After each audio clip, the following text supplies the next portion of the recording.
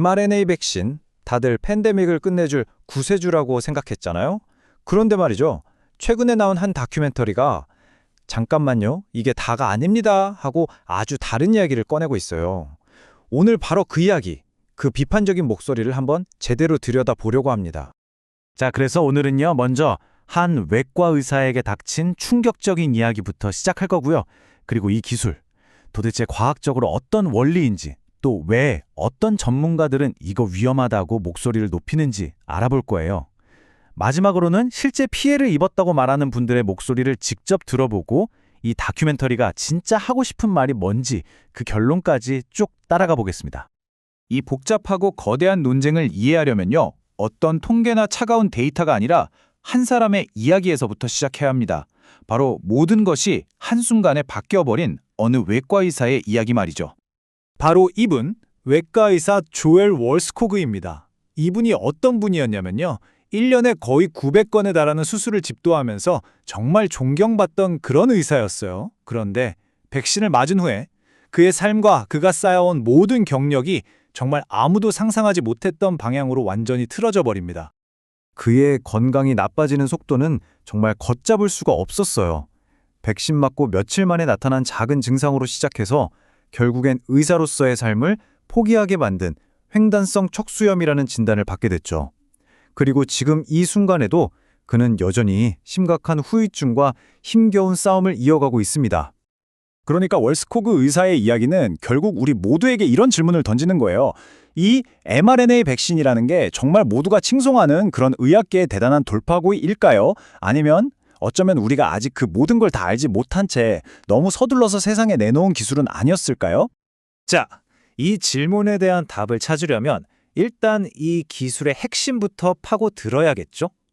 그럼 다큐멘터리에서는 이 복잡한 mRNA 기술을 과연 어떻게 설명하고 있는지 한번 살펴보겠습니다. 일단 자연 상태의 mRNA가 뭔지부터 시작해 볼게요. 우리 몸속에 있는 수많은 세포들이 각자 뭘 해야 할지 어떻게 할까요? 바로 이 mRNA, 우리말로는 전령 RNA라는 녀석 덕분인데요. 이걸 아주 쉽게 말하면 우리 몸의 전체 설계도인 DNA에서 필요한 부분만 딱 복사해온 쪽지 지시서 같은 거라고 생각하시면 돼요. 다큐멘터리에서는 이걸 아주 재밌는 비유로 설명하는데요. DNA가 건물의 모든 정보가 담긴 영구적인 설계도라면 mRNA는 그 설계도를 들고 현장에 나가서 자, 오늘은 이 벽돌을 쌓으세요 하고 지시하는 현장 감독 같은 거예요. 설계도는 계속 보관되지만 현장 감독의 지시는 그날의 일이 끝나면 사라지는 거죠. 임시적인 임무를 수행하는 겁니다. 자, 그럼 백신은 바로 이 원리를 어떻게 써먹는 걸까요? 먼저 지질 나노 입자라는 아주 작은 배달 캡슐이 특정한 mRNA, 즉 자급 지시서를 우리 세포 안으로 쏙 넣어줘요. 그럼 세포는 그 지시서를 읽고 코로나 바이러스의 스파이크 단백질이라는 걸 만들어내기 시작합니다.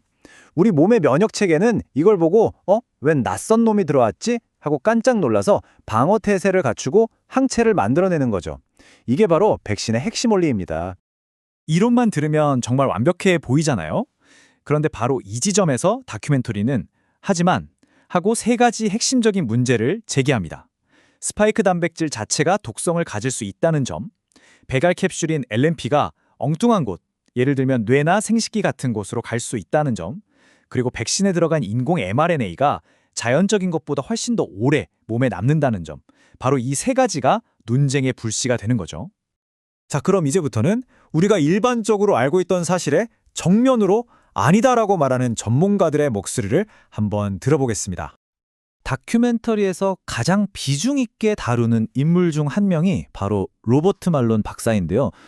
정말 아이러니한 건 이분이 바로 RNA 기술을 처음 개발한 과학자 중 한 명이라는 거예요. 기술을 만든 장본인이 지금은 백신 부작용에 대한 증거가 그야말로 압도적이라고 주장하고 있는 겁니다. 심장 전문의인 피터 맥컬러워 박사는 한 걸음 더 나아가서 훨씬 구체적인 경고를 합니다.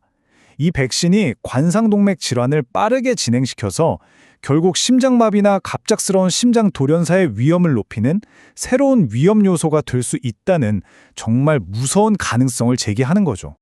전 미국 질병통제예방센터, 그러니까 CDC의 국장이었던 로버트 레드필드 박사의 비유는 정말 귀에 쏙 들어옵니다. 백신을 만든 건 당신 몸을 단백질 공장으로 만드는 건데 문제는 그 공장을 멈추는 스위치가 없다는 거예요.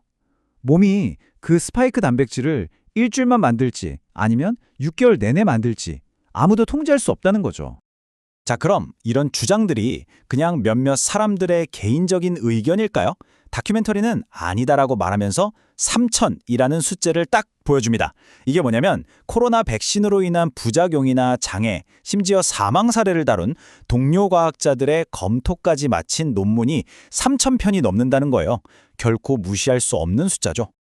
물론 다큐멘터리에서도 백신 덕분에 300만 명의 목숨을 구했다는 주류의 시각을 빼놓지는 않아요. 그래서 우리는 정말 극명하게 갈리는 두 가지 이야기 앞에 서게 되는 겁니다. 한쪽에서는 수많은 생명을 구한 영웅이라고 하고 다른 쪽에서는 심근염, 혈전, 신경계 문제 같은 심각한 위험을 불러온 주범이라고 하니까요. 이런 위험들이 그냥 이론적인 가능성에 그치는 게 아니라는 걸 보여주기 위해서 다큐멘터리는 다시 한번 카메라를 돌려서 고통받고 있는 사람들의 개인적인 이야기로 우리를 이끌고 갑니다. 혹시 푸시캣돌즈라는 그룹 아시나요? 그 멤버였던 제시카 수타의 목소리인데요. 한때는 정말 화려한 무대 위에서 춤추던 그녀가 지금은 백신을 맞은 후에 시작된 끔찍한 통증 때문에 마치 내 몸이 나를 갉아먹는 것 같다고 매일이 고통이라고 말하고 있습니다.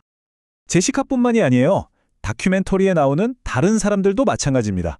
심각한 어지럼증이나 머리에 안개가 낀 것 같은 브레인 포그, 몸 안에서 계속 진동이 느껴지는 증상, 그리고 심근염처럼 정말 평범했던 삶을 송두리째 뒤흔들어 놓은 끔찍한 증상들을 겪고 있다고 말합니다.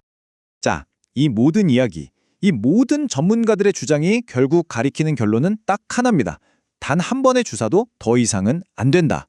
바로 mRNA 백신 접종을 당장 멈추고 모든 것을 처음부터 다시 검토해야 하는 아주 강력한 요구죠.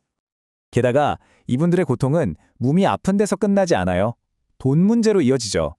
다큐멘터리가 지적하는 정말 중요한 문제 중 하나가 바로 제약사들은 백신 부작용에 대한 법적 책임이 없다는 거예요. 그러니 피해를 입은 사람들은 수만 달러에 달하는 치료비를 오롯이 혼자 감당하다가 결국 파산까지 하게 되는 그런 안타까운 상황에 놓이게 되는 겁니다. 그래서 영화에 나오는 전문가들은 아주 분명하게 요구합니다. 첫째, mRNA 백신 접종을 즉각 중단하라. 둘째, 모든 안전성 데이터를 다시 검토하라. 셋째, 이 문제를 조사하는 데 자원을 투입하고 피해자들을 위한 치료법을 개발하라. 그리고 마지막으로 고통받는 사람들의 이야기에 귀를 기울이고 그들의 경험을 인정해주라는 겁니다. 자, 오늘 우리는 한 다큐멘터리를 통해서 우리가 그동안 들어왔던 이야기와는 정말 180도 다른 mRNA 백신에 대한 비판적인 시각을 쭉 살펴봤습니다.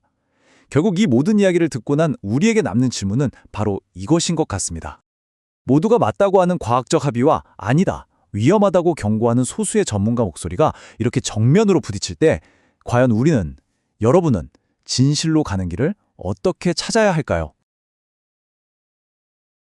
예레미야의 눈물은 시대에 맞는 말씀 선포와 변질되지 않은 순수 복음을 외치고 있습니다. 함께 연결되어 하나님께 예배드리며 이 마지막 때에 하나님께 쓰임받길 원하시는 분은 카카오 채널로 연락주시면 연락드리도록 하겠습니다. 고정 댓글에 채널 경고와 착제에 대비한 예비 채널과 제2채널 링크를 올렸습니다. 이 채널 또한 구독 부탁드리겠습니다. 감사합니다. 우리는 역사상 가장 중요한 시점을 지나고 있습니다. 하나님께서는 하나님의 일을 하시기 전에 사람을 준비시키셨음을 우리가 알고 있습니다. 하나님 말씀은 마지막 때에 대추수, 대부흥의 때가 있다고 분명히 예언하고 있습니다. 아멘.